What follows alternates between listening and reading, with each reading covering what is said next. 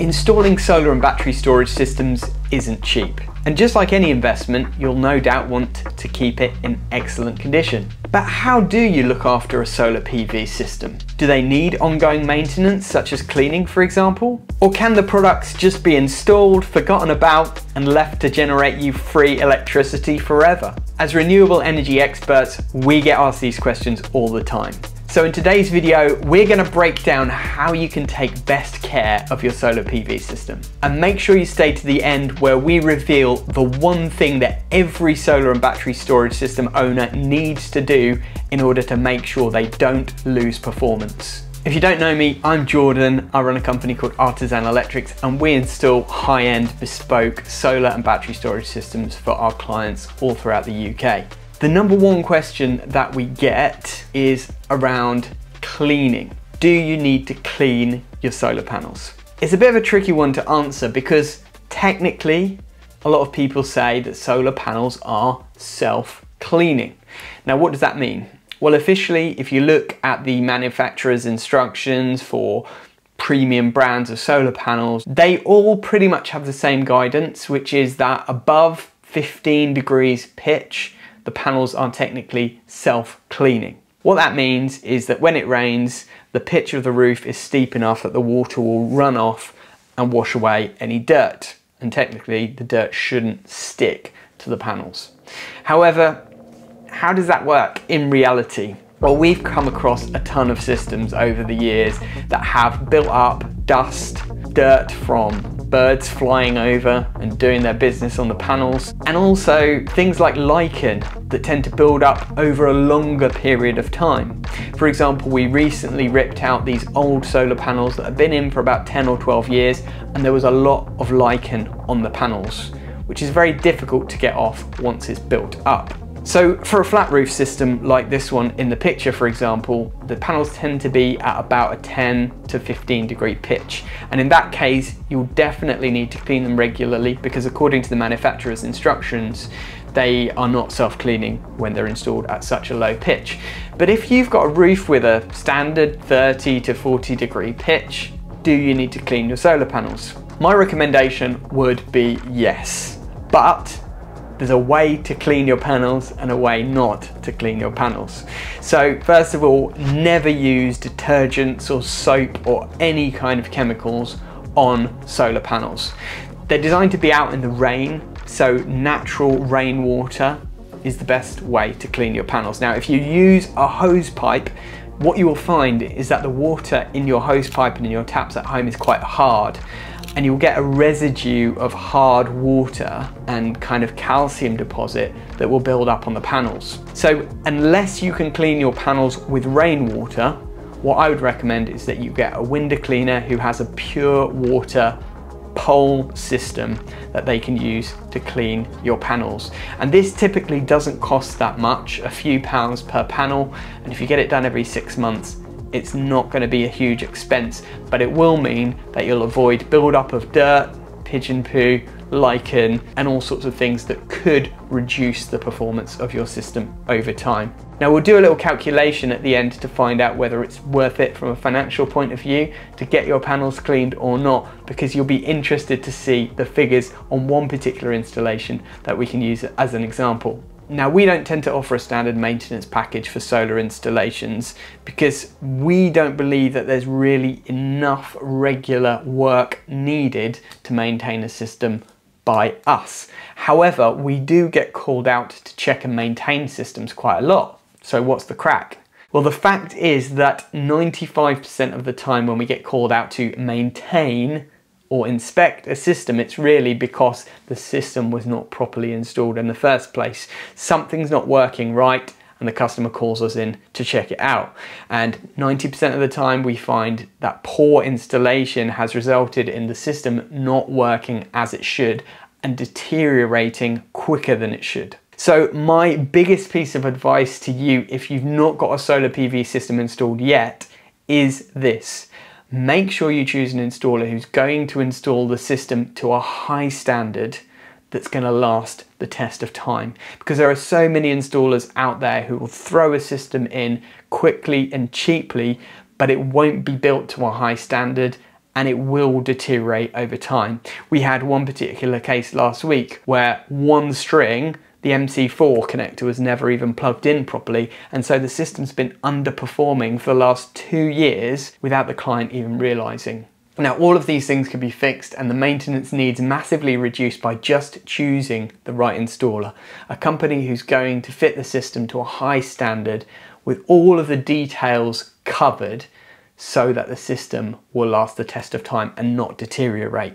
And there's one particular thing that I'll talk to you about a little bit later in the video that can help you massively and avoid callbacks from your installer. Now, a third thing that you need to think about when it comes to maintaining a solar PV system is trees. What do I mean by that? Well, when your system was first built, it may well be that there weren't any large trees shading your panels. But over time, what happens? Trees grow.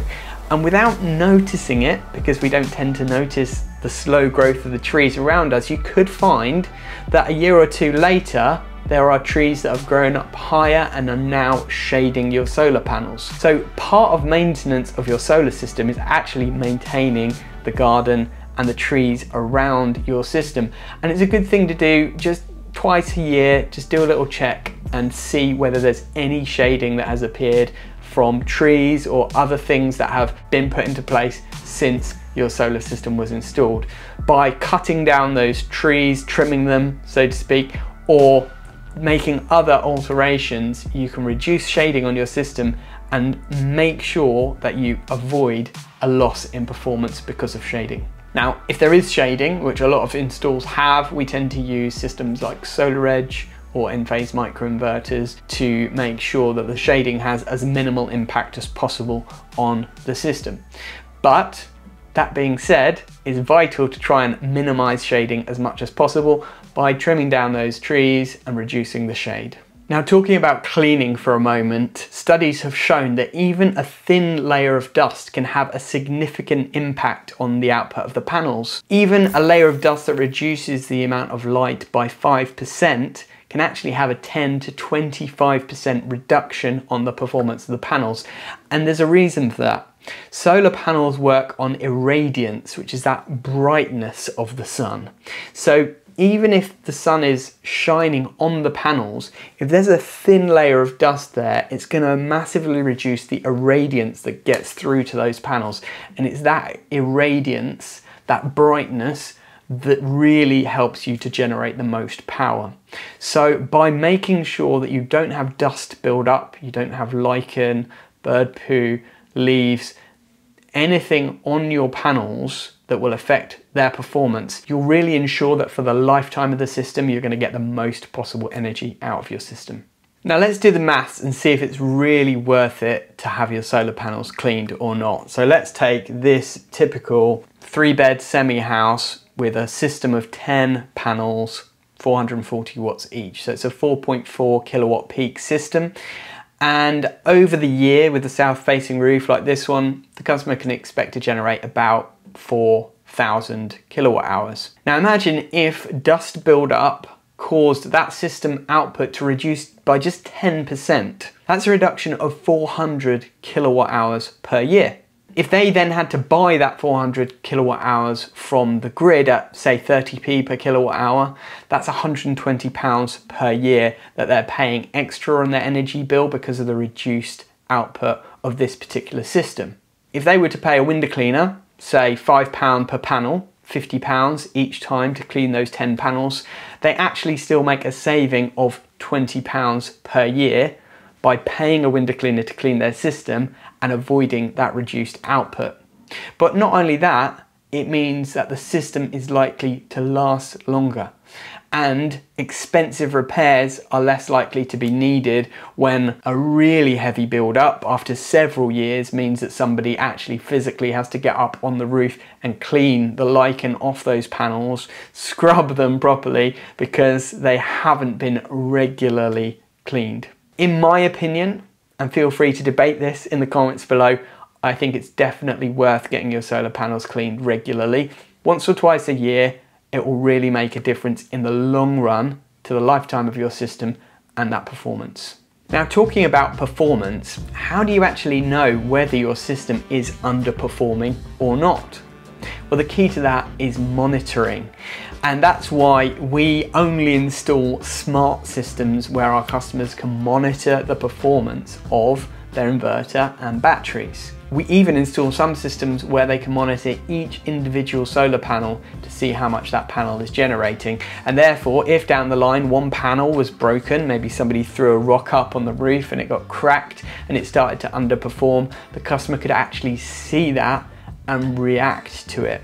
That is the power of monitoring. So a key tip that I would give you if you're looking to get a new system installed is make sure that you have a system that allows you to do some kind of monitoring, whether it be overall output of the system, but also a key is self-consumption, so that you can see how much of your solar energy you're actually using yourself. You should be able to see with every solar PV system a graph every day of how much solar you've generated, and it usually looks like a kind of a hill. If it's a nice sunny day, it's just a smooth curve, but if it's a bit cloudy, it will be choppy and it will go up and down. And you will tend to learn over time what the typical patterns are and how much your system tends to generate each day throughout the year. So then you can compare year over year performance and month over month performance to see if anything's changed and if your system is now starting to generate less than it used to. That will then allow you to do reactive maintenance to check what's going on and how you can fix it to improve your system. Now, if you've got a monitoring platform, and most good solar and battery systems do, then you'll need to make sure that the firmware is up to date. And this is key in order to get the most out of your system. So this is my top tip for everyone who's got a solar and battery system, is to avoid your system underperforming, make sure you keep your firmware up to date. Now, that might sound a little bit scary because you think, well, how on earth do I update my firmware? What do I need to do? A good installer will show you how to access your system in order to update the firmware, or indeed will have a setup by which the firmware updates happen automatically. So make sure you ask your installer in advance what will happen with firmware updates, who will handle those, and if it needs to be you, that you get that training of how to do those regular firmware updates. Now, here's a top tip from me too about the installation. If your installation is connected via Wi-Fi, what we've found in the past that can result in us needing to be called out to systems is that the customer changes their router, maybe they swap providers, and then the system loses its internet connection. And the installer has to go back to actually set the Wi-Fi up to the new router for the system. Now that can be a massive headache and result in quite an expense for an installer to come out, redo the Wi-Fi connection and then leave. It seems a bit crazy. And there's a simple solution to this, which is hardwired Ethernet. If you've got devices that need an internet connection, which most do now, make sure you ask your installer to provide a hardwired Ethernet connection to all of your devices. And this can often be done by simply running one data cable from your router to where all of the equipment is, and then installing a little four-way network switch and hardwiring your inverter, your battery, your EV charger, all to your network. What that means then is if you ever change your router later on, it's as simple as swapping the cables over, and because it's a hardwired connection, it will automatically resume and maintain the connection. Also, Wi-Fi signals can be unreliable. Things in the external environment can change and weaken that signal, and you can find that where you once had a good signal, your signal is not good and you get intermittent connections. And that's where those automatic firmware updates won't be able to go through unless you have a solid internet connection to your system. Now, the other advantage of monitoring is that if you've got a good system that has monitoring and internet-based system, your installer will usually be able to remotely monitor what's going on. So if you call them and say you're not sure whether your system's performing correctly or not, it's very easy for the installer to log into their online monitoring portal, see your installation, and check whether it is indeed performing correctly or not. And we can often push firmware updates remotely now. We can contact the manufacturer and get them to do remote diagnostics on systems. So all of these are massive advantages of having internet connected systems that enable remote monitoring. Now there's one final thing that is so important that you get done regularly, and it has to do with solar panel maintenance, but it's more than that. Every 5 or 10 years, depending on the status of your property, you should have what's called an EICR, or Electrical Installation Condition Report. That is a full and thorough inspection of your electrical wiring. It's a little bit like an MOT for your house wiring, and it makes sure that if there are any issues, deterioration, that they get picked up before they cause problems like fires or electric shock. Now, as part of that EICR, you should have your solar PV system checked, because loose connections can happen over time.